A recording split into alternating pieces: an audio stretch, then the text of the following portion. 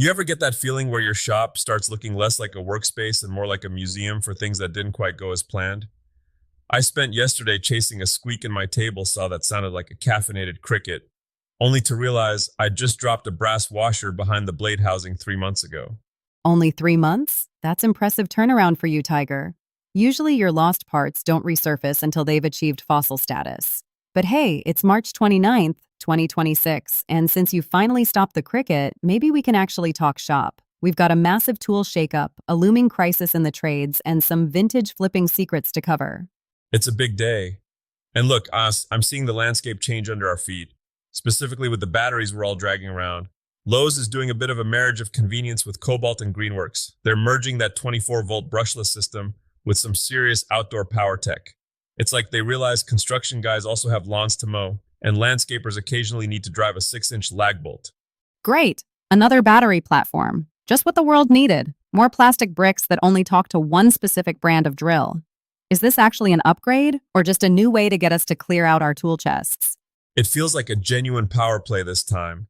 When you pull the tech from commercial-grade lawnmowers, the stuff that has to chew through wet, tall fescue for 8 hours, and you shrink that down into a circular saw, that's a lot of torque. It's moving away from homeowner grade and trying to sit at the big kids table with Milwaukee and DeWalt.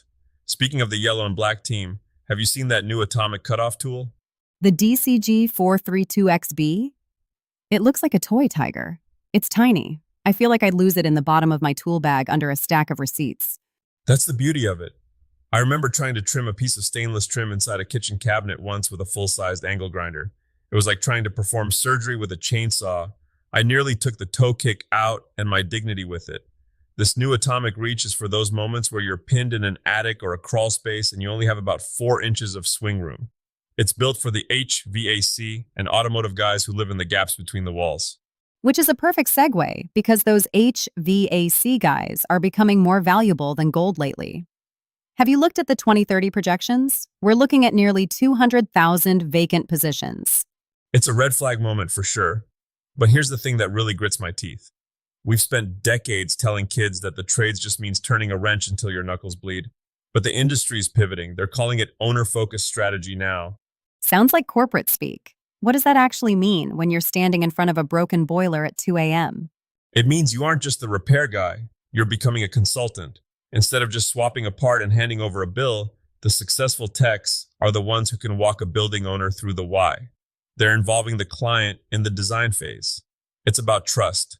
If you can explain fluid dynamics or energy efficiency to a homeowner without making them feel like a dummy, you aren't just a mechanic anymore. You're a partner. That's how you jump from crawling in dirt to running the whole firm. So, less I fix the box and more. Here is how we optimize your entire ecosystem. It's smart. It's also a lot of pressure. If you just went into the trades because you liked working with your hands and not talking to people. That's the secret, Alex. The person who can do the work and explain the work is the person who gets to name their price. Okay, let's talk about naming your price in a different way. The maker-mogul side of things. I noticed you've been scouring estate sales more than usual lately.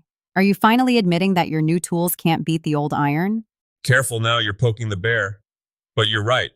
The vintage market on Etsy is absolutely exploding right now. In 2026, people are tired of disposable everything. But here's the kicker for the listeners. 2006 is now officially vintage. Oh, stop it. You're making me feel prehistoric. You're telling me my old iPod and those bulky digital cameras from college are vintage gold mines now? 20-year rule, Alex. Etsy's hard line. If it was made in 2006, it's fair game. But the real money for makers isn't just reselling a dusty old drill you found in a basement. It's what I call visual SEO and curation. Explain the curation part, because to me, a pile of old tools just looks like a trip to the scrapyard. It's about building a starter kit. Don't just sell an old Stanley plane. Find a thinning stone, a decent square, and maybe a small bottle of camellia oil. Clean them up. Don't over-restore them. People want the story on the handle. And sell it as a restoration kit. You're selling an experience, not just a hunk of cast iron. You're saving the buyer the 3 weeks of research I had to do when I started out. Right, because why let them learn from their own mistakes when they can pay you a premium to skip the frustration? Exactly. My frustration is their shortcut. And speaking of shortcuts, Sometimes you have to go the long way round to really understand a tool. Have you seen the new project Paul Sellers put out? The sliding bevel? It looks beautiful, but honestly, Tiger, I can buy a plastic and metal version at the hardware store for $10. Why would I spend 10 hours making one? You're killing me, Alex. It's not about the 10 bucks. Making a tool like a sliding bevel, it's like a graduation ceremony for a maker. You've got precision joinery, you're fitting brass to hardwood, and you're dealing with mechanical tolerances. If that locking mechanism is off by a hair, the tool is useless. Okay, I'll give you that. It's a precision exercise. It's more than that. When you hold a tool you carved yourself, one that's weighted perfectly for your own hand, you work differently. You're more careful. You're more connected to the grain. I made a marking gauge back when I was just starting to figure out which end of the hammer was which, and I still use it every single day. Every time I pick it up, I remember the afternoon I almost ruined it, and it makes me a better craftsman. I guess there's a certain poetry in using a tool you made to make the next thing. It's a cycle. It really is. Whether you're using a 3D printer to make a shop jig or a 19th century technique to make a bevel, you're just trying to bridge the gap between, I have an idea, and here's a thing that exists. So, what's the takeaway for the folks listening today?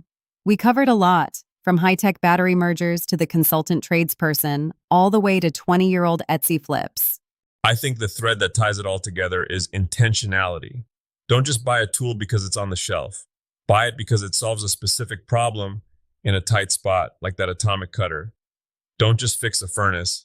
Lead the project. And if you're making something, whether it's for sale or for your own bench, put enough of yourself into it that it's worth keeping for a century. Even if it's a vintage digital camera from 2006? Even then, someone out there is going to treasure that primitive 5 megapixel sensor. Well, before Tiger starts waxing poetic about floppy disks, we should probably let you get back to your own projects. Go make something messier than you intended, folks. Use the good wood, buy the tool that fits the space, and don't be afraid to explain the why to your customers. We'll see you next time in the den. Keep those blades sharp and your batteries charged.